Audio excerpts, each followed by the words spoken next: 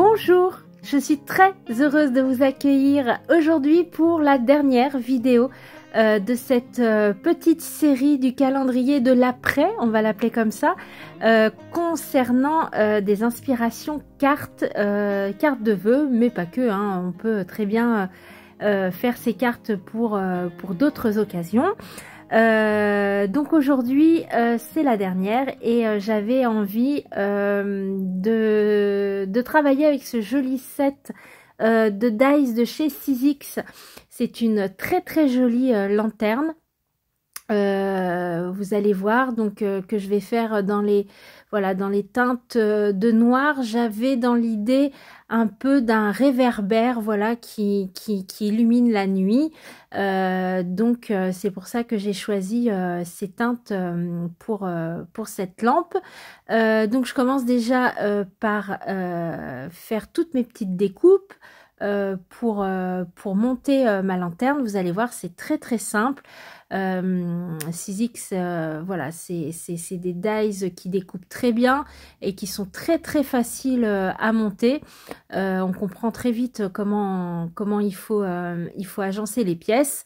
Donc je commence par la petite structure et puis vous allez voir que je vais rajouter un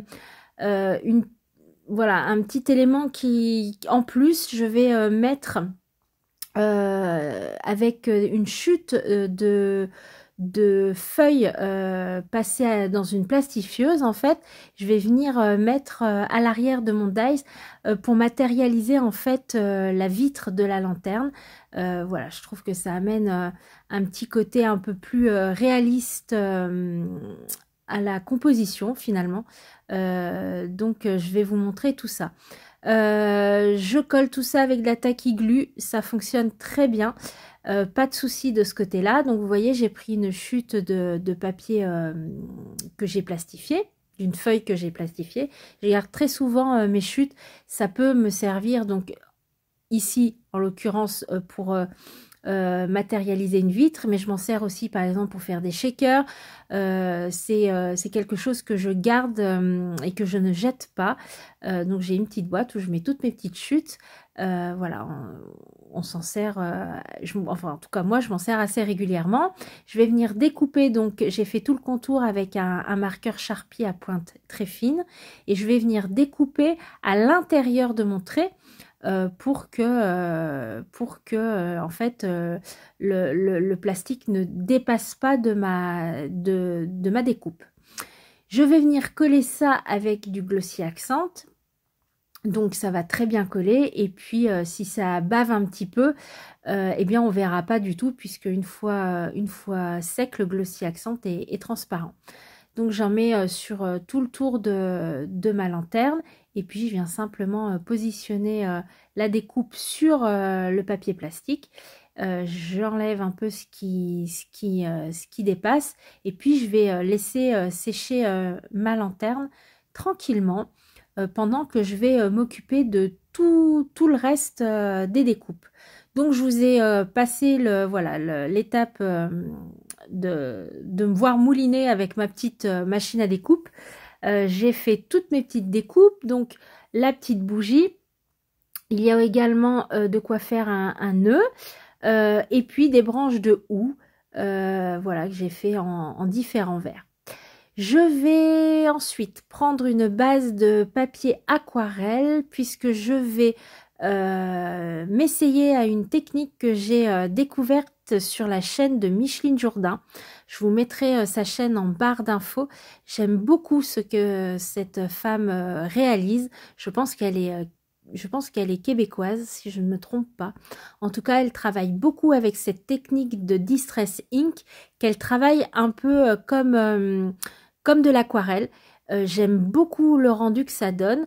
Donc voilà, j'avais très envie de tester cette technique donc, que j'ai vue sur sa chaîne. J'ai pris des tampons ici en caoutchouc qui représentent des branchages de sapin. Et puis avec deux Distress Ink, la Bundle Sage et la Maude Lawn, je viens tamponner mon tampon.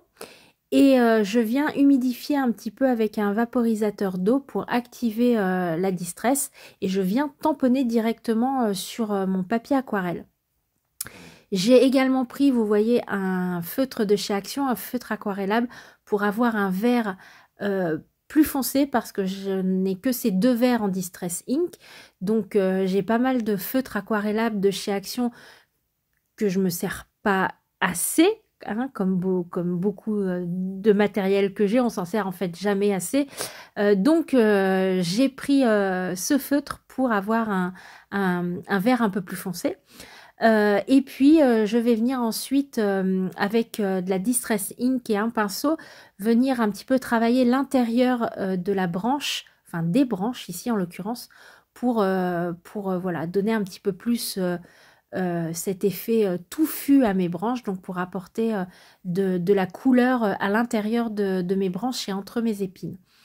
J'hésite pas à revenir ensuite retamponner avec mon verre un petit peu plus foncé pour redessiner un petit peu plus les aiguilles. Et voilà ce que ça donne à l'arrivée. Ensuite, je vais venir, je ne sèche pas, l'encre est encore un peu humide, je vais venir tout de suite mettre de la poudre à embosser transparente et je vais venir chauffer ma poudre et ça va apporter un côté glacé à ma branche et je vais pouvoir venir retravailler par-dessus sans comment dire, détériorer mon tamponnage, vous allez voir. Je remets un peu avec ce feutre Versamark de l'encre sur mon tamponnage. Je vais venir une deuxième fois passer une deuxième couche de poudre à embosser, voilà, pour que ce soit vraiment, vous voyez, bien brillant et que mon tamponnage soit bien protégé. Je vais m'attaquer à mon fond. Pour commencer, je vais faire avec une petite brosse et une Distress Ink jaune la Scattered Smoke, je crois que c'est comme ça qu'elle se nomme, la lumière de ma lanterne en fait. Donc je positionne ma lanterne pour savoir où je vais venir la coller et puis je fais voilà une orbe de lumière et puis ensuite je vais travailler mon fond toujours donc avec les Distress Ink, alors avec deux bleus différents, la Faded Jeans et la Chipped Saphir. Je vais venir travailler donc mon fond avec ces petites brosses et vous voyez je peux venir du coup, vu que mon tamponnage eh bien il est protégé par cette couche de poudre à embosser, je peux venir passer ma Distress Ink par dessus et ça voilà, ça ne colore pas mon tamponnage. Donc je fais un fond un petit peu foncé puisque je veux que ce soit un fond nuit. Donc je commence par mon premier bleu le plus clair. Je viens intensifier avec mon bleu le plus foncé. Je n'hésite pas à revenir donc entre les branches de mon sapin. J'essaye de faire en sorte que le plus foncé soit à l'extérieur et que le plus clair soit le plus proche du halo de lumière. Voilà. Et je vais venir ajouter une pointe de violet pour intensifier un petit peu ce côté ombre que je souhaite avoir sur le pourtour de ma carte. Donc voilà, comme d'habitude, c'est en fonction de ce que je trouve joli à mon œil. J'intensifie plus ou moins avec le violet ou avec le bleu. Voilà, je change en fonction de là où je veux qu'il y ait un peu plus d'ombre sur ma carte.